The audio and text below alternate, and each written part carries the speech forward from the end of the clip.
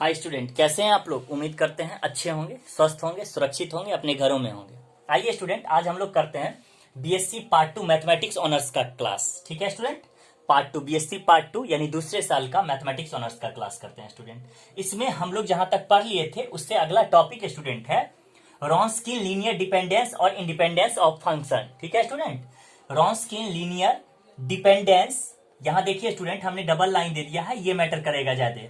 Linear dependence और independence, यहां कहां पे डिपेंडेंस फंक्शन होगा और कहां पे इंडिपेंडेंस होगा। रॉन्सकिन लीनियर डिपेंडेंस और मतलब रॉन्सकिन के नियम से लीनियर डिपेंडेंस कहां पे होगा और कहां पे लीनियरली इंडिपेंडेंस होगा। ठीक है स्टूडेंट, ये दो टॉपिक हम लोग को, मतलब इस दो टॉपिक को हमको ज्यादा अटेंशन करना है। ठीक है स्टूडेंट, इस दो चीज पे, लीनियर डिपेंडेंस और इंडिपेंडेंस। इसके अंदर सबसे पहला फंडामेंटल थ्योरम आता है स्टूडेंट। ठीक है, फंडामेंटल एग्जिस्टेंस थ्योरम। तो फंडामेंटल एग्जिस्टेंस थ्योरम क्या होता है, इसको समझने के लिए स्टूडेंट आप लोग जनरल डिफरेंशियल इक्वेशन आपको ध्यान में रखना पड़ेगा। जनरल डिफरेंशियल इक्वेशन से पहले जो हम लोग टॉपिक पढ़े हैं वो टॉपिक यहाँ यूज होने वाला है स्टूडेंट। ठीक है, और जनरल डिफरेंशियल इक्वेशन भी यूज होगा, जैसे कि अभी हमने लिखा है। तो हमने क्या लिखे हैं, जनरल डिफरेंशियल इक्वेशन का टर्म ये आप लोग पढ़ चुके हैं स्टूडेंट। ए नॉट एक्स एनवा डेरिवेटिव, a1x n-1 डेरिवेटिव, इस तरह से ये जनरल इक्वेशन गया है स्टूडेंट।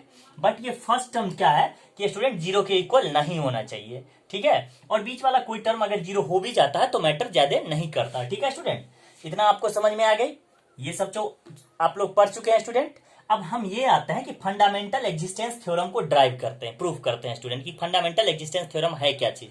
ठीक है स्टूडेंट, अब आते हैं कि ये तो मेरा जनरल डिफरेंशियल इक्वेशन है, ये तो जानते हैं हम लोग। बस जनरल डिफरेंशियल इक्वेशन को लिख लेना है, इसको इक्वेशन मान लेना है। इक्वेशन फर्स्ट मान लिया स्टूडेंट। ठीक है, अब इसमें डिवाइड करेंगे, डिवाइडिंग बोथ साइड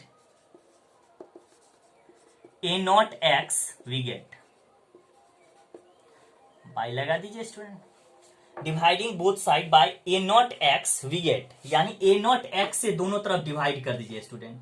ध्यान दीजिएगा, ए नॉट एक्स यहां से क्या आ जाएगा, एनवा derivative student plus a1 x upon यहां से क्या हो जाएगा स्टूडेंट, ए नॉट एक्स, ध्यान दीजिएगा, डी एन माइनस वन यानी n minus one derivative plus यहां से क्या आ जाएगा a2 x upon a naught x n minus two derivative student.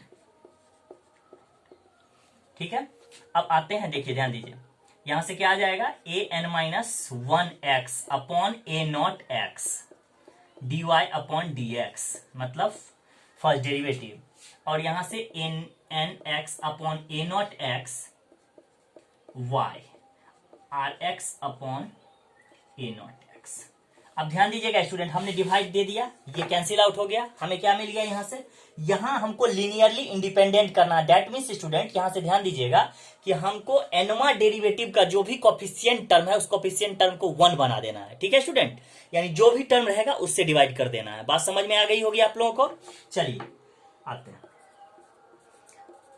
चलिए आप इस टर्म को देखिए, इसको सिंपलेस्ट फॉर्म में स्टूडेंट, शॉर्टेस्ट फॉर्म में हम इतना को p लेट कर लेते, p1 लेट कर लेते। ठीक है स्टूडेंट, यानी a1 है तो इसको हमने p1 ले लिया, यानी पूरे टर्म को हमने क्या लेट कर लिया, p1।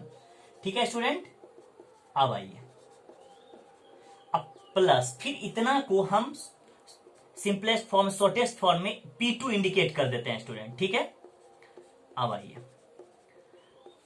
अब यहां से इस टर्म को हम pn माइनस वन रख लेते हैं स्टूडेंट, इतना को dy अपॉन dx, और इस टर्म को स्टूडेंट हम लोग pn रखते हैं। ठीक है, और इसको कैपिटल x रख देते हैं स्टूडेंट। ठीक है, ये मेरा हो गया डिवाइड करने के बाद इंडिपेंडेंट। अभी ये लीनियरली इंडिपेंडेंट टर्म आया, मतलब एनवा डेरिवेटिव का, मतलब एनवा डेरिवेटिव का जो कोफिशिएंट था उसको हमने क्या किया, जो भी टर्म था कोफिशिएंट था उसी से डिवाइड करके उसको कैंसिल आउट कर दिया, हमने वहां 1 कर दिया। ये करना था स्टूडेंट।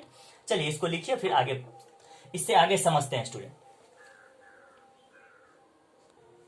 आइए स्टूडेंट समझते हैं। अब इसको हमने क्या किया, इक्वेशन सेकेंड लेट कर लिया। ठीक है स्टूडेंट, अब यहां से आते हैं, since the dependent variable y, ध्यान दीजिएगा स्टूडेंट, y एंड इस डिफरेंशियल कोफिशिएंट, y का डिफरेंशियल कोफिशिएंट, देखिए क्वेश्चन सेकंड की तरफ, अकर इन फर्स्ट डिग्री, यानी डिग्री और ऑर्डर तो ये +2 से आप लोग पढ़ते आ रहे हैं कि देखिए y का डिग्री कितना है, उसके डिफरेंशियल कोफिशिएंट का डिग्री कितना है। ठीक है स्टूडेंट, देखिए y का डिग्री कितना है। ठीक है स्टूडेंट, अब आते हैं हम लोग कि इसको किस फॉर्म में लिखा जा सकता है, इसको अब कन्वर्ट करके हम लोग किस फॉर्म में लिख सकते हैं। देखिए स्टूडेंट, इसको हम लोग लिख सकते हैं equation second can be written as, या मे बी रिटेन एज लिखा जा सकता है, मे बी रिटेन एज,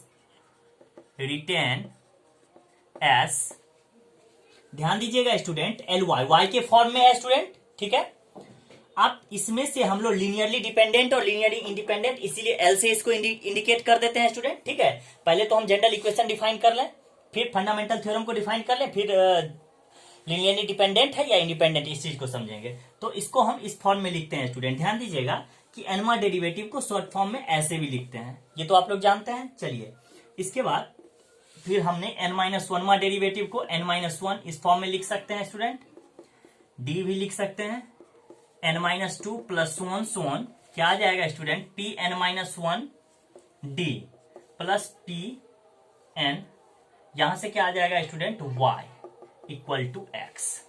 ठीक है स्टूडेंट, ये मिल गया हमें टर्म, कोई दिक्कत आपको। चलिए, अब ये टर्म मिलने के बाद अब क्या होगा कि जिस इंटरवल में, जैसे कोई इंटरवल ए बी है स्टूडेंट, ठीक है, गिवन इंटरवल ए बी है, अब इस इंटरवल के किसी पॉइंट पर ये अगर डिफाइंड होता है तो वह लीनियरली डिपेंडेंट है, अगर डिफाइन नहीं होता है तो लीनियरली इंडिपेंडेंट है। ठीक है स्टूडेंट, बात समझ में आ गई होगी। अब नेक्स्ट थ्योरम की तरफ चलते हैं। आइए स्टूडेंट समझते हैं, एक एग्जाम्पल करते हैं इसका। ठीक है स्टूडेंट, एग्जाम्पल है so that y equal to 3e⁻²x plus e⁻²x minus 3x is the unique solution of the initial value problem, second derivative minus y का second derivative minus 4y equal to 12x, where y 0 equal to 4, y1 0 यानी first derivative 0 equal to 1, यानी value put करने के बाद first derivative में 1 आएगा और function में 0 पुट करने के बाद 4 आएगा। चलिए, इस चीज को हमको सो दैट करना है, दिखाना है, इतना the unique solution of the, यानी इसमें इसका यूनिक सॉल्यूशन ये है, सो दैट द y इतना is the unique solution of the initial value problem, यानी इस प्रॉब्लम का यूनिक सॉल्यूशन ये है, ये हमको सॉल्व करके दिखाना है स्टूडेंट। ठीक है, तो चलिए, हमने गिवन जो था दिया हुआ स्टूडेंट लिख लिया, गिवन इक्वेशन क्या दिया है हमको, ये मेरा इक्वेशन है स्टूडेंट, और फंक्शन क्या दिया हुआ, ये फंक्शन ये है हमारा, फंक्शन को हमने ले लिया, इक्वेशन को इक्वेशन फर्स्ट और फंक्शन को इक्वेशन सेकेंड। अब चलिए स्टूडेंट डेरिवेटिव करना शुरू करते हैं। इसका फर्स्ट डेरिवेटिव करेंगे तो क्या आ जाएगा, 6e⁻²x स्टूडेंट, माइनस यहां से 2e⁻, इसका करेंगे तो क्या आ जाएगा, -2x माइनस 3, फिर इसका सेकेंड डेरिवेटिव करेंगे स्टूडेंट तो क्या आ जाएगा, 12e⁻² प्लस 4e⁻²x। ठीक है स्टूडेंट, इसको इक्वेशन थर्ड रखते हैं। अब चलिए स्टूडेंट एलएचएस पोर्शन लेते हैं हम। एलएचएस पोर्शन किसका लेंगे, एलएचएस पोर्शन स्टूडेंट फंक्शन का, मतलब सॉरी इक्वेशन का, एलएचएस ऑफ इक्वेशन फर्स्ट, यानी इक्वेशन फर्स्ट का एलएचएस हम लेते हैं स्टूडेंट। क्या है हमारे पास LHS, second derivative minus 4y, second derivative क्या है स्टूडेंट, देखिए ध्यान दीजिए इक्वेशन थर्ड से, 12e⁻² plus 4e⁻²x minus 4 into y तो मेरे पास है ही है स्टूडेंट, क्या है 3e⁻² plus e⁻² minus 3x। ठीक है स्टूडेंट, अब देखिए यहां से क्या आ जाएगा, 12e⁻² plus 4e⁻² minus 12e⁻² minus 4e⁻² plus 12x। ठीक है स्टूडेंट, मल्टीप्लाई कर दिया 4 से हमने, -4 से। अब देखिए स्टूडेंट कैंसिल आउट हो रहा है, ये कैंसिल आउट, ये कैंसिल आउट होकर के क्या मिल गया हमें, 12x।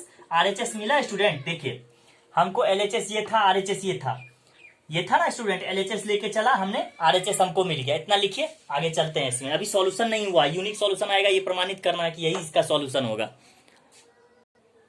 अब देखते हैं स्टूडेंट कि हमको क्या आ गया था, 12x आया था स्टूडेंट, यानी आरएचएस आ गया था। आरएचएस आ गया था किसका, इक्वेशन फर्स्ट का आरएचएस आ गया था, यानी इक्वेशन सेकेंड का सॉल्यूशन इक्वेशन फर्स्ट। ठीक है स्टूडेंट, इक्वेशन सेकेंड का स्टूडेंट। अब यहां से ध्यान देते हैं student, hence equation second is solution of equation first, जो हमने यहाँ पे लिख भी दिया है student, equation second is solution of equation first, जो अभी तुरंत आया था, हमने एलएचएस लेके चला, आरएचएस हमको मिल गया। अब देखते हैं student again from equation second और थर्ड। अब देखिए इक्वेशन सेकेंड और थर्ड में हम आते हैं स्टूडेंट, सेकेंड और थर्ड में हम डिफाइन करते हैं स्टूडेंट। फर्स्ट सेकेंड और थर्ड इक्वेशन में हमको डिफाइन करना है स्टूडेंट, y इक्वल टू इतना है और y का सेकेंड डेरिवेटिव इक्वल टू इतना है स्टूडेंट, यही है। अब आते हैं, ध्यान दीजिएगा, y के जगह अब जब हम लोग जीरो पुट करेंगे स्टूडेंट, तो यहां से हमको क्या आ जाएगा, x के जगह जितना x है, देखिएगा ध्यान दीजिएगा, y0 डिफाइन करेंगे तो स्टूडेंट क्या आ जाएगा, 3e2 cross 0 plus e minus 2 cross 0 minus 3 cross 0, यानी क्या हो जाएगा स्टूडेंट, 3e का पावर 0 प्लस e का पावर 0 माइनस 0, यही ना स्टूडेंट। अब देखते हैं, यहां से ध्यान दीजिएगा, यहाँ क्या आ जाएगा 3 प्लस 1, क्यों, क्योंकि किसी डिजिट का पावर 0 क्या हो जाता है स्टूडेंट, 1 हो जाता है, उसका न्यूमेरिकल वैल्यू 1 हो जाता है। 3 प्लस 1 कितना आ गया, 4, हमने यहाँ 4 लिख दिया है। y10 यानी फर्स्ट डेरिवेटिव को जब हम 0 डिफाइन करेंगे स्टूडेंट तो क्या आ जाएगा, तो सबसे पहले हमको इक्वेशन सेकेंड जो फर्स्ट डेरिवेटिव था उस टर्म को हम लोग लिख लेते हैं स्टूडेंट, y1 इक्वल टू, क्योंकि हमको y1 की आवश्यकता थी, क्वेश्चन में जो था, क्वेश्चन रिव्यू करिए, क्वेश्चन में आपको y1 और y0 ये दो चीज था, y10 और y0, तो y10 फर्स्टली हम डिफाइन करते हैं स्टूडेंट। देखिएगा यहां से कि क्या आ जाएगा, यहां से 6 e का पावर 2x माइनस 2 e का पावर माइनस 2x माइनस 3। अब देखिए यहाँ पे स्टूडेंट पुट करेंगे, यहाँ पे 0 पुट करेंगे, क्या आ जाएगा, इसका भी 1, यहाँ 0 पुट करेंगे, इसका भी 1, क्या आ जाएगा, 6 माइनस 2 माइनस 3, 6 माइनस 2 माइनस 3 हमने दे दिया, 6 माइनस 5 यानी 1, समझ में आ गई होगी।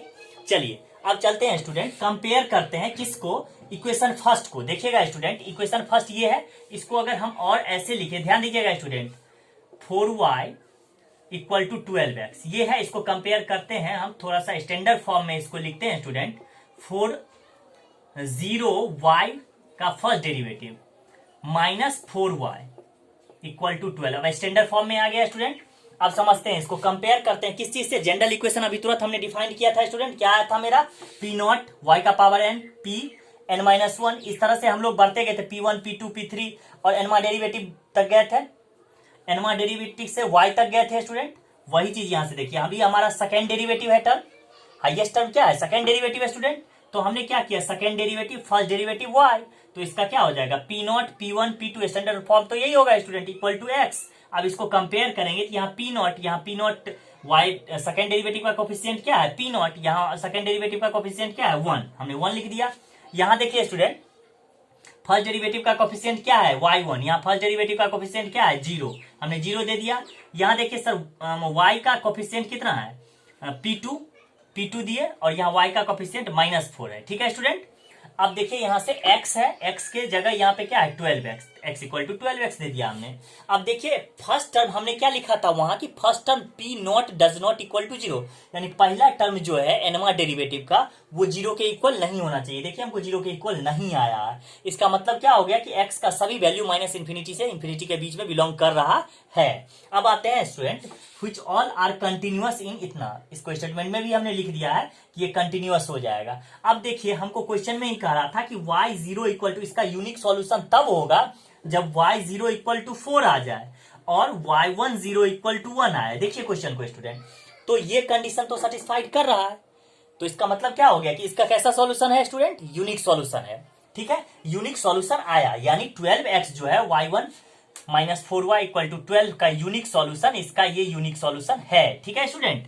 यानी सेकेंड का सॉल्यूशन फर्स्ट जो है वो यूनिक सॉल्यूशन है इसका, सेकेंड का फर्स्ट। बात समझ में आ गई होगी स्टूडेंट। तो आज की वीडियो के लिए, पार्ट 2 के लिए इतना ही। आप लोग चैनल को सब्सक्राइब नहीं किए हैं तो चैनल को सब्सक्राइब करिए, लाइक करिए, शेयर करिए, और अगले वीडियो के लिए अब हम अगला टॉपिक का वीडियो अगले दिन डालेंगे स्टूडेंट। तब तक के लिए धन्यवाद।